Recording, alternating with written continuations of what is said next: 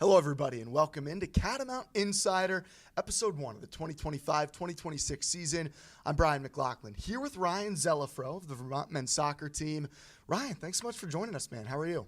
I'm good. How are you? I'm doing well. Thanks to everybody watching with us. If you're catching us on YouTube, we thank you for joining us. This is new this year, and it's great to have everybody who's viewing our show for the first time. It's our first time trying this out as a video product as well as our normal podcast. If you're listening on Spotify, Apple Music, wherever you find your podcasts, nothing changes. We're going to have an episode every Friday, not on the radio anymore this season, but still coming out in podcast form. We're going to be trying to do one of these video interviews every single week to bring you on the Catamount Athletics YouTube page, but also have a couple interviews every week on the podcast feed. And we thank Ryan again for joining us, man. How's the season been going? Just the team's obviously unbeaten. You're top 10 in the country. That's all going well, but tell me about it. What's been working well so far this season for the team? Yeah, I think results are obviously going our way, but also the team chemistry, as we can see on the field, is really starting to click, and we're playing really well. In the locker room, the vibes are high. The vibes are high at practice, and everybody's just so excited to be here. Yeah, I mean, you individually have played great of late. 3 goals in your last 2 games, but the team has been clicking as well, now in a bit of a winning streak. But your individual performance, 3 goals in 2 games, that's a fun little stretch, huh? Yeah, it's been fun. What's that like when you do start finding the back of the net and you're in some rhythm, in some goal-scoring form now? I mean, yeah, obviously everybody wants to score, but just finding habits and taking confidence in little things in the game and then building moments, and obviously great confidence boost to get this couple goals, but just hoping to keep going. All right, the comeback against Fairfield, trailing by a couple. You scored 2 second-half goals. The team pours in 4 after halftime. The halftime talk. What goes into a conversation like that with the coaches, the leaders on the team? What are you guys talking about at halftime when, even before Coach Brad and Coach Rob come in, what's the conversation like amongst the team when you're trailing 2-0 at the break? Yeah, obviously our captains are unbelievable, and we all, even walking off the field, we were all, I mean, honestly, nobody was worried. We had been here so many times before in the College Cup and just in each game. And we got in the locker room and everybody said we've been in so much worse situations and we've been 2-0 down with 10 minutes left and we figured it out. So I don't think anybody was worried. We just stayed composed, had a difficult conversation with the captains and the coaches, but honestly, it was a great talk. I wanted to ask you about what the coaches were saying, because it's obviously frustrating to go down by a couple, but you also have that belief. How do they try to balance that, knowing that you guys have what it takes to come back, but also knowing that maybe they weren't happy with the first half level? Yeah, obviously away from home it's difficult, especially against a team like Fairfield where we were expecting a win, but we got in the locker room and had a tough talk with the coaches, but we changed the game plan a bit, and I think they made a great adjustment, and I mean, as we all saw, the second half went our way. What does winning a national championship do to changing a mentality? Because, like you said, you guys have this self-belief whenever you are down, that you have goals coming late in games. Do you think that stems from all those dramatic wins you had a year ago, just kind of rolling over? It has to. I think with the players we have now and knowing that we have guys like Maxi Kissel and David and Phillip who will put the ball in the back of the net no matter what, I think it's a great confidence boost just to know that, hey, we've been here before, like, no one's worried. We know we're going to score. We'll just keep playing our game. You also have comebacks this season, though, a new group of players, and many of those returners, yourself included. But what has that done this year to be able to add on and continue to win games and find a way to get a couple of tough-fought draws, building mentality with this new team? How's that gone? Yeah, honestly, every time I think about it, I can't help but laugh, just the amount of comebacks, and people say the cardiac cats, but it honestly is so true, and I think it's a great testament to the guys on the team and especially the coaching staff and just the mentality that we all have bought into. It's just unbelievable to see. When did that kind of start a year ago? When did you guys start kind of feeling that self-belief that you were going to be able to find a way to fight back in every single match? I honestly don't know. I mean, as we went through the College Cup run, or not the College Cup, just the tournament run, we saw games where maybe we didn't dominate and we didn't have the ball as much as we would have wanted to, but we were beyond comfortable defending, and we knew we were going to score, and we knew we were going to win. And especially in the College Cup, as soon as we got to Cary, there was just this feeling within the group, and we all knew we were going to win. We knew we weren't going there just to win third place or second. That run, how often do you think back to it, or is it just something that's always kind of lingering? And what are the memories that pop up as you do look back on such a historic moment in time? Yeah, obviously with the new season, we try not to think about it just because it's a whole new group, it's a whole new season, but you can't help but not. I mean, the memories from Cary, just going throughout the entire tournament run, all the away games, all the plane rides, the late nights, but it was unbelievable. All the memories just they come in every day. They just do it themselves.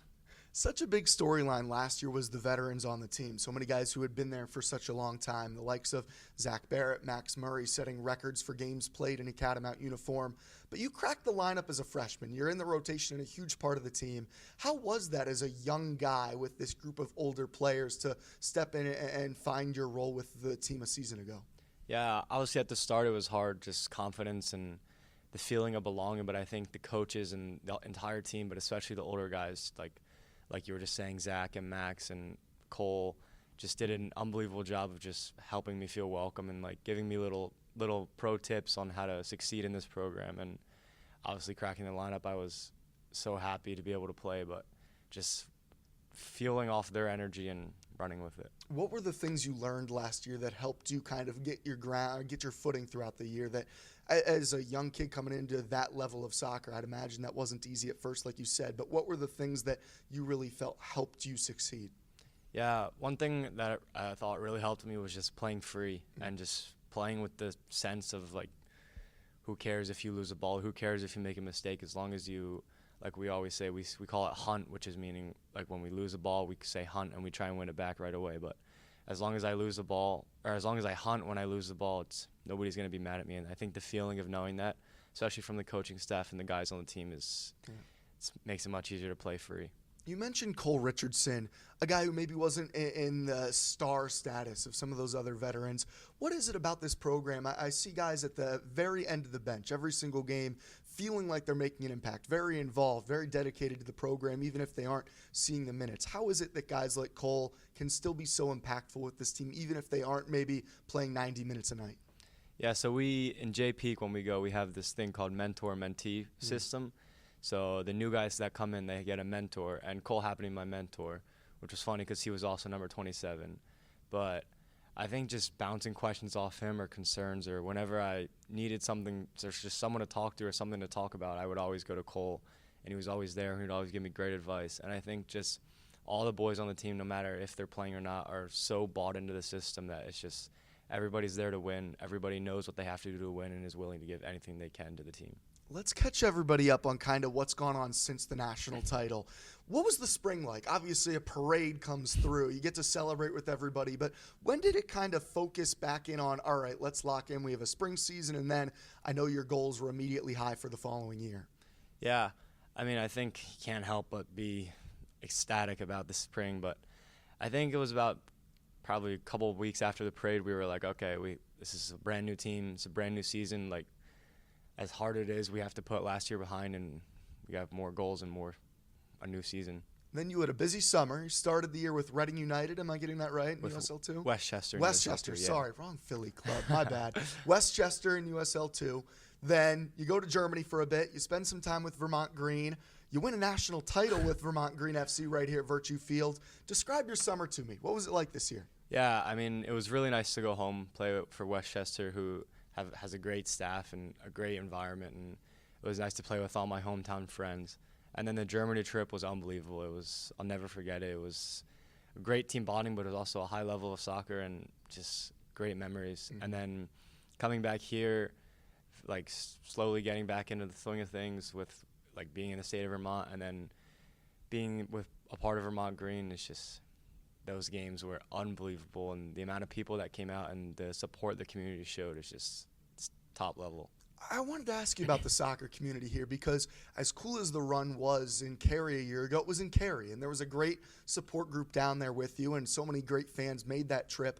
But what was it like this summer getting to do that run at Virtue Field in Burlington in front of so many great fans who are fans of both Vermont Green and UVM?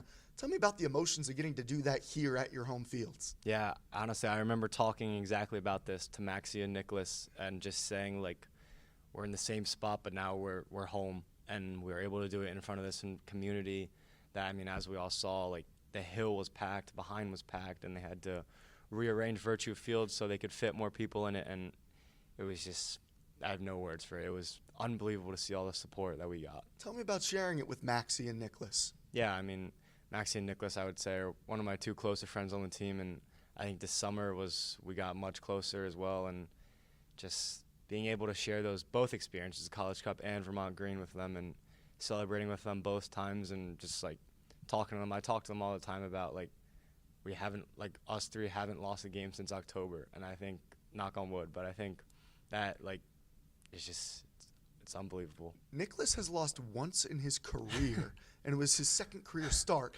What's he like? Just tell me about your big keeper back there who just seems to come up with the big stop every time you need one. Yeah, I don't know how he does it. I mean, a lot of games, even this past UMBC game, we dominated. He didn't have many saves or just involvement in the game, and then 70th minute he has a massive save to keep us ahead. And we always joke about it in practice, but he makes us all so mad in practice when we shoot the ball and it's an unbelievable shot, and he just comes flying out of nowhere and catches it. Unbelievable for sure. And then Maxie Kissel, the man who is inevitable, scores in the national championship again. I mean, how crazy is that? Both national title games. He scores a late game winner. Something about that kid, right? Yeah, he's a man for the big moment. Man for the big moment indeed. Okay, Vermont Green season ends. How quickly does the turnaround start of, all right, it's time to run it back with UVM? What was that timeline like for you as you had to get back and get right back to it with your team? Yeah, so before the Vermont Green season even ended, all the UVM guys were back for preseason, and we were able to do a mix of both teams and also practice with UVM, but still practice with Green at the same time, and obviously they allowed us to play in the final, which was nice. But I think it was difficult because obviously we're coming off the high of winning that final, and then 2 days later we're back into college preseason for a brand new season with a brand new team that we don't know anything about. And it was difficult, but I think the coaches helped us, and they did a great job of managing our legs and managing our loads. And yeah, you had to be exhausted, right? Yeah, it was tough at the beginning, but I can imagine. Okay, the team aspect early on in that start of the season for UVM. What were you guys really focused on in the preseason, wanting to bring to the table this year? Preseason #1 in the country had to be playing on your mind a bit as well. Yeah, obviously, I mean, pressures of privilege, and I think we all knew that, and we all knew that going in, and we all had high expectations as well as everyone else had high expectations for us. But I think just getting down the team morals and like the team standards was a big thing for us, and everybody buying in and just building chemistry within the group, which we started to see in these past couple games, which is nice. We talked a lot earlier about some, kind of the veterans from a year ago. Now as a returner to this year's team, what did you try to tell the newcomers? Because there are a lot of newcomers who came in and are contributing in big roles right away. What was kind of the messaging to those guys? Yeah, it's difficult. I mean, a lot of these guys have come from environments where they are the guy and they're the guy everybody looks to. And I think it's hard coming in as a young guy where maybe you're not the guy anymore, and maybe you're the guy coming off the bench or getting not the minutes you would like. And I think to keep your head down and to keep going and to keep working as hard as you can and just do everything you can do to give to the team. Tough non-conference schedule, played some really challenging opponents. What are you going to look back on from the non-conference this year? I know you still have one more coming up against Harvard, but from that non-conference slate of games, what are you going to think back about? Yeah, we played a lot of different teams. We played a lot of different styles of teams and had a lot of different games. Some we dominated, some we came back from. But I think just taking from that and seeing, hey, like it's similar to last year. We can come back, but also that there's games that we can dominate and can just put teams to bed right away. So I think bringing with that momentum into conference, especially still being undefeated, it's going to be big for us. Your own development. What in Ryan Zelafro's game are you working on at the moment? Scoring, assisting, getting actual production, but I think just, like stats. It's always struck me watching you play, it's hard to take the ball from you. And you find a way to keep it and get past defenders, and you have some great runs, and then worst case, you're drawing a foul. Tell me about that aspect of your game. How long has that been something you've been skilled at?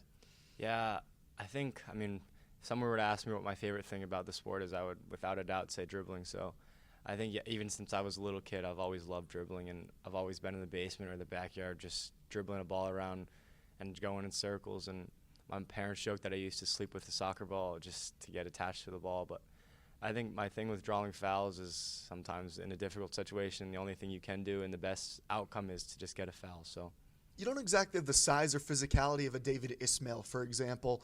How have you tried to not necessarily make up for that, but how have you dealt with that sometimes against bigger, stronger opponents out there? Yeah. Well, I was saying that you don't always have to be faster. You just have to think faster. And I always try to think one step ahead of the opposition and know what I'm going to do before I get the ball and try to predict what they're going to do and do the opposite. What excites you about conference play, games against opponents that you know coming up? Yeah. Obviously, rivalries, big rivalries. Excited for the UNH game, excited for the Bryant game, which will be a big one. But just playing in front of the crowd again, and even going on the road and playing in a hostile environment, like this upcoming NJIT is a hard place to play. But just going on the road, going on bus rides with the guys, and then coming home with 3 points and positive vibes. At NJIT this Saturday at 1 p.m. Everybody should tune in. Saturday against NJIT. Next at home, October 11th, 6 p.m. against UMass Lowell.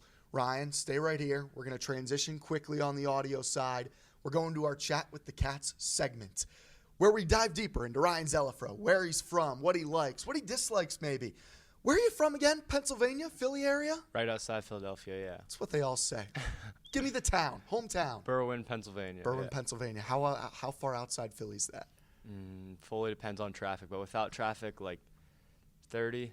With traffic, an hour. So did you root for the Philly sports teams growing up? 100%, yeah. Oh, boy, the Philadelphia Phillies are in the playoffs. No comment from me. Chicago Cubs play later today. That's my team. What was it like growing up there? What other sports did you play growing up? Tell me about just that time of your life. Yeah, so I played baseball growing up. So baseball and soccer were my main two. And then my brother actually played the exact same two. And then about 8th grade, going into high school, we had a talk with our parents and was like, hey, like we need to pick one sport. And I ended up picking soccer, and he ended up picking baseball, and we just ran with those, and we both fell in love with them. Older brother, younger brother? Older by 3 years. 3 years older. Nice. That's awesome. What was it like with an older brother playing sports? Did he ever let you win? Oh, some crazy competitive days, especially in the backyard, the basement. I actually just gave a presentation in class about how our basement has all these holes in it from the soccer balls we've kicked, and I think we played 5 different sports in that basement, and we got creative using a little foam sword as a baseball bat. But it was unbelievable. I think he helped me push myself, and obviously he's my toughest competitor, but he was also my biggest supporter, and I always know I can call him and he'll be in my corner. There's still a dent in my basement wall from a ping pong paddle that I threw back in the day. We don't need to get into that conversation either. I want to just ask you about outside of soccer, what do you like doing? What do you like spending your time doing when you're trying to think about something other than the sport that I know is such a big part of your life? Yeah, this summer I really took advantage of North Beach, and I really love just going there and reading or just laying down in the sand or playing spike ball or going just swimming in the water and just hang out with friends. And I love being outside, so I would say just almost anything outside I enjoy. What do you like to read?